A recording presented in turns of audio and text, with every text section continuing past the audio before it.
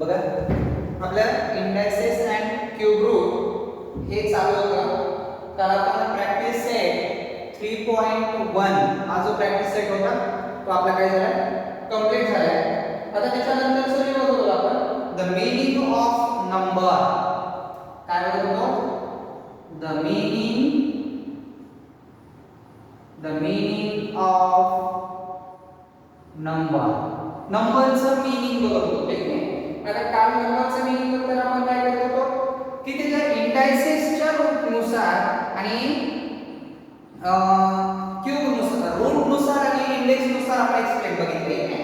बघा काल आपण एक एक्झाम्पल घेत होतो आपण क्यूब रूट ऑफ स्क्वेअर 8 आणि त्यानंतर स्क्वेअर रूट ऑफ 8 या स्वरूपामध्ये आता एक आपण एक्झाम्पल घेऊ 27 रेज टू 4/5. ठीक आहे. 27 रेज टू 4/5. आता याला अजून एक दुसऱ्या पद्धतीने कसं लिहिता येतं एक लक्षात ठेवायचं. जो वरचा जो इंडेक्स असतो तो रूट मध्ये कन्सिडर करायचा. समजा याला आपण असं म्हणू शकतो 27 रेज टू 1/5 असं लिहायचं. म्हणजे 4 1 ला 4. ठीक आहे. 4/5 जो वर असतो तो ब्रॅकेटच्या मध्ये घ्यायचा आणि आपण मधला इकडे आपण त्याला आपण असं पण लिहू शकतो. याचं मीनिंग काय होतं? याचं मीनिंग आपण दोन प्रकारे सांगत होतो. नाही म्हणजे इकडून वाचायचा म्हणजे 1/5 म्हणजे काय असतं root 5th root of 4th power of 27. ठीक आहे. आपण असं वाचू शकतो त्याला. कसं 5th root of 4th power of 27. याचं मीनिंग कसं होतं बघा 5th route of 4 power of 27. म्हणजे काय म्हणतात 5th root of 4 power of 27. ठीक आहे. म्हणजे याचं रिडायस या स्वरूपामध्ये म्हणजे अगोदर काढायचा नंबर रिडायस करायचा 1/5 म्हणजे ते रूट करायचा 5th root 4th root म्हणजे का आपण नाही आता इथं 5 आहे. आपण मध्ये जो असतो तो रूट वाला असतो आणि वर जो असतो डिनॉमिनेटर तो काय असतो पॉवर असतो. पॉवर पण 2 पॉवर म्हणत नाही आपण त्याला स्क्वेअर म्हणतो. 3 पॉवर पण म्हणत नाही आपण त्याला क्यूब म्हणतो. पण 4 पासून जर पुढे गेलं तर काय म्हणतो 4th power 5th power 6th power. ठीक आहे. परंतु 2 असेल तर स्क्वेअर 3 असेल तर क्यूब आणि क्यूबच्या पुढे म्हणजे 4 असेल तर 4 पॉवर 5th पॉवर. ठीक आहे. त्या स्वरूपात 4th पॉवर ऑफ 27 या स्वरूपात. दुसरे एखादं एक्झाम्पल घेऊ आपण अजून. ठीक आहे. बघा किंवा याला आपण असं पण लिहिता येतं. याला थोडं मी चेंजेस करतो. याला मध्ये घेतो याला बाहेर घेतो. कसं होणार बघा याचं जर मीनिंग बदललं तर 27 1/5 रेज टू 4. आता याचं मीनिंग कसं होईल? याचं मीनिंग कसं होईल बघा 27 raised to 1/5 होलीस 4th पॉवर त्याचा 4th पॉवर आहे. आधी काय वाचायचं कसं वाचणार तुम्ही 4th power Fourth power of 5th root of 27 म्हणजे 4th power of 5th root of 27 या स्वरूपात. बघा दोघांचं लिहिताना वेगळं लिहिलंय. 4 मध्ये घेतला होता आता 4 बाहेर घेतला आतमध्ये घेतला बाहेर घेतला. ज्या पद्धतीनं लिहिलं असेल त्या पद्धतीनं तुम्हाला मीनिंग लिहावं. पण मीनिंग लिहिताना अगोदर कोणतं मीनिंग लिहायचं ते बाहेरचं लिहायचं. हे आपण मध्ये आहे का नाही म्हणजे तो पॉवर आणि जो वनच्या पॉवर मध्ये असतो तो काय असतो रूट असतो. Route 5th route 6th route 7th route म्हणजे ते रूट असतात. ठीक आहे. कळलं का मीनिंग कसं येतं? ठीक आहे. आता अजून याच्यानंतरचा आपण पुढचा एक्झाम्पल घेऊ. एक लक्षात ठेवा अगोदर बाहेरचं लिहायचं आणि नंतर हा मधला जो नंबर असेल तो घ्यायचा. आता एक एक्झाम्पल इथे देतो त्याचा आपण थोडा एक्सप्लेन आणि मीनिंग दोन टाइप्स मध्ये करूया. एक पॉवर ऑफ रूट मध्ये आणि रूट ऑफ पॉवर मध्ये. ठीक बघा 125 125 रेज टू 3/4. आता बघा बरं याला कसं लिहिता येईल? हा वरचा म्हणजे काय असतो? पॉवर. आणि खालचा म्हणजे काय असतो? रूट असतो. मग सांगा बरं याचं मीनिंग कसं होईल? आता तुम्हाला दोन पद्धतीने लिहिता येतात, बरोबर आहे? दोन पद्धतीने लिहिता येतात. पहिल्यांदा कोणतं लिहिणार? रूटचं लिहिणार की पॉवरचं लिहिणार? तुमच्यावर डिपेंड आहे, ठीक आहे? तुम्ही असं म्हणू शकता पॉवर ऑफ रूट किंवा रूट ऑफ पॉवर. मग जर याला मी असं लिहिला होता, काय करतो?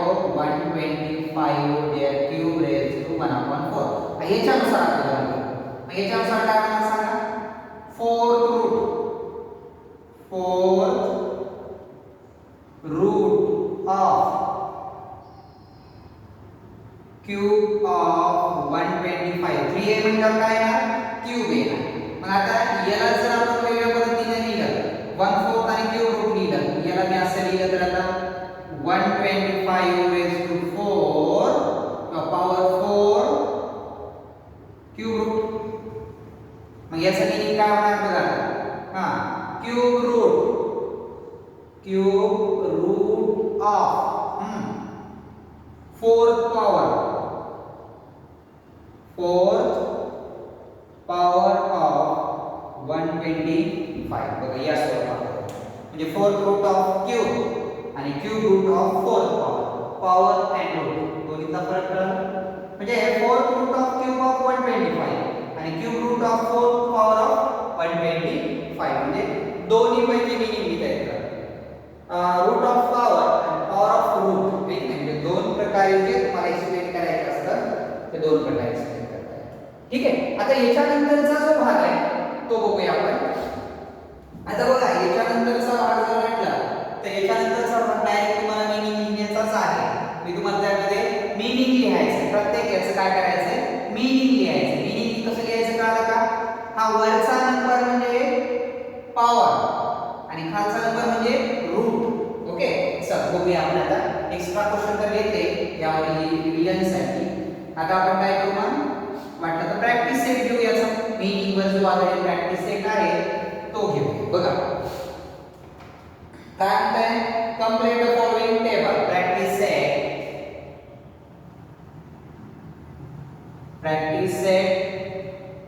3.2. प्रॅक्टिस सेट जो आहे तो कोणता आहे? 3.2 मध्ये क्वेश्चन नंबर फर्स्ट. काय क्वेश्चन नंबर फर्स्ट आहे बघा. Complete the following table complete करा म्हटलं. पण आपण टेबल कंप्लीट नाही करायचं, आपण एक्सप्लेन करू. टेबल काय करायचं आहे? कंप्लीट करायचं आहे. Complete the table. पण आपण काय करू माहिती का? एक एक्झाम्पल अगोदर घेऊ, ठीक आहे? त्यानंतर पहिले एक्झाम्पल घेऊ. मी टेबल घेत नाही, मी डायरेक्ट क्वेश्चन घेतो. पहिला क्वेश्चन काय होणार? Number 225 raised to 3/2. 225 raised to 2/3 का? 3/2 आहे. 3/2. आता एक मिनिट इकडे बघा. वर किती आहे? 3. म्हणजे हा 3 वाला काय आहे? रूट का पॉवर आहे? हा पॉवर आहे. आणि हा 2 म्हणजे काय आहे? रूट आहे. मग याला मांडणी करताना असं करता येईल बघा.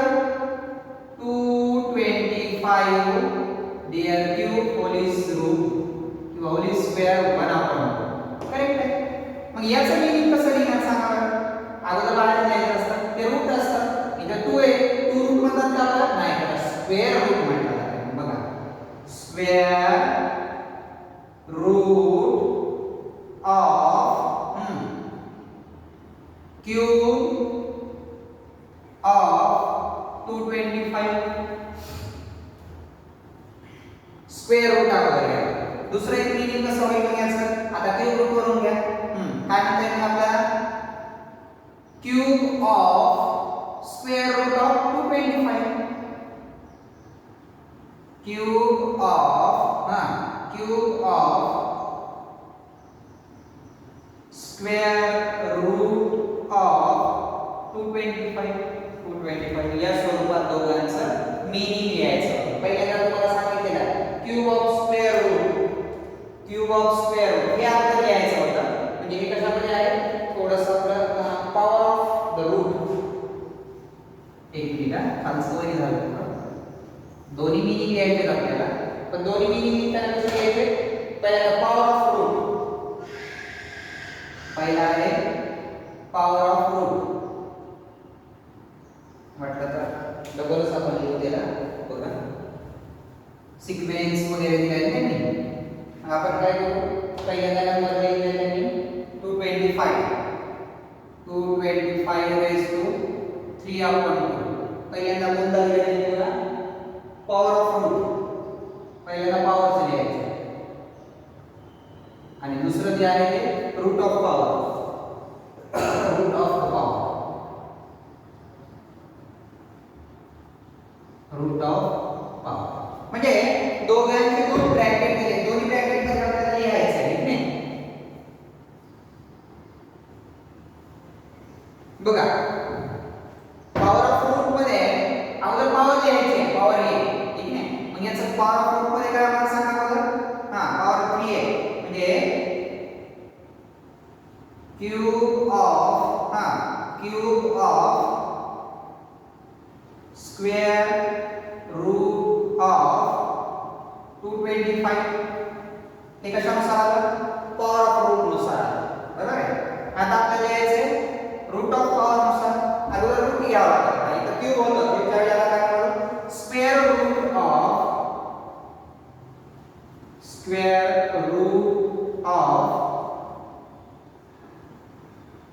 Cube of 225, square root of cube of 225, ठीक आहे? म्हणजे आपण म्हणता स्क्वेअर रूट वाला असतो, वरचा म्हणजे काय असतो? वरचा जो आहे तो पॉवर असतो. आता 3 पर्यंत पॉवर म्हणायची गरज लागत नाही, त्याच्यानंतर समज आपण पॉवर मध्ये कन्सिडर करतो, ठीक आहे? आता याच्यानंतर बघूया सेकंड नंबरचा जो क्वेश्चन आहे. कळाला का पहिला? त्याचं मीनिंग कसं लिहायचं ते पहिल्यांदा पॉवर ऑफ रूट आणि रूट ऑफ पॉवर. त्यानंतर दुसरा बघूया सेकंड नंबर. बघा सेकंड नंबरचा काय क्वेश्चन आहे? 45 raised to 4/5, 45 raised to 4/5, 4/5 बरोबर? चला पहा 45 पॉवर अगोदर म्हणायची, पॉवर किती इथं? पॉवर 4 आहे, रूट किती आहे? 5th, ठीक आहे? आणि तुम्हाला अगोदर असं म्हणावं लागेल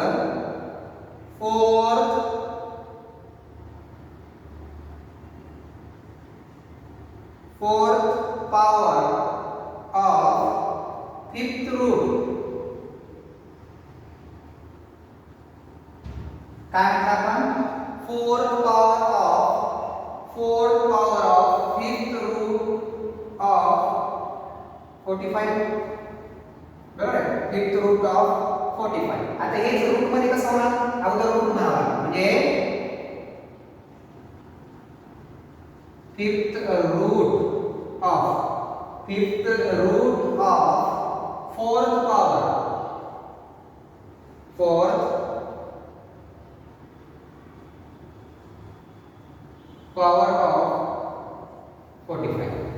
5th root, जो 5th root है, 5th root of 4th power of 45, म्हणजे इथं रूट ऑफ पॉवर आहे, रूट ऑफ पॉवर नाही ना, इथं काय पॉवर ऑफ रूट. एक लक्षात ठेवा, परीक्षेत वाक्य जर तुमचे हे अगोदर लिहिलं मी नंतर लिहिलं तरी मी चालते, काही फरक पडत नाही, चुकीचं नाही. फक्त काय होतं? सिक्वेन्स बदलतो.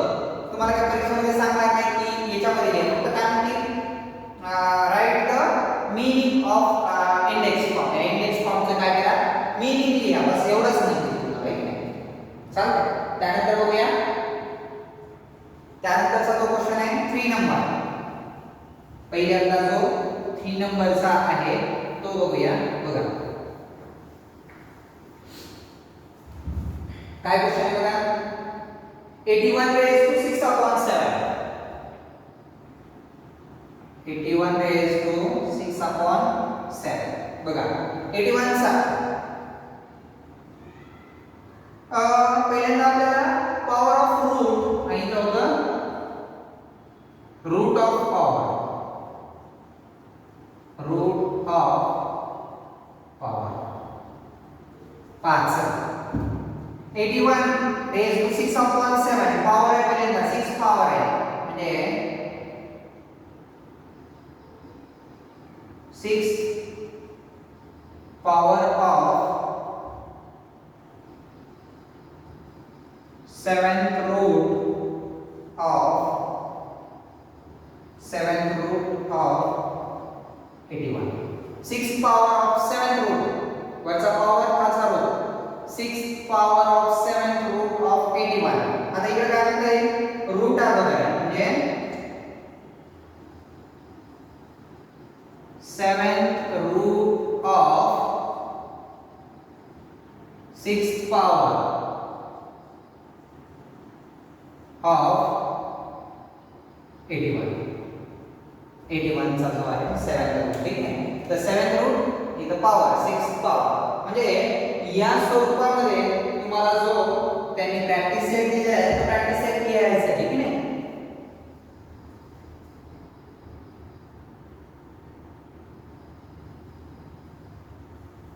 झालं म्हणजे या स्वरूपात क्वेश्चन नंबर 3 होता म्हणजे रूट ऑफ पॉवर आणि इथं पॉवर ऑफ रूट ठीक आहे. बघा चल नेक्स्ट क्वेश्चन बघूया.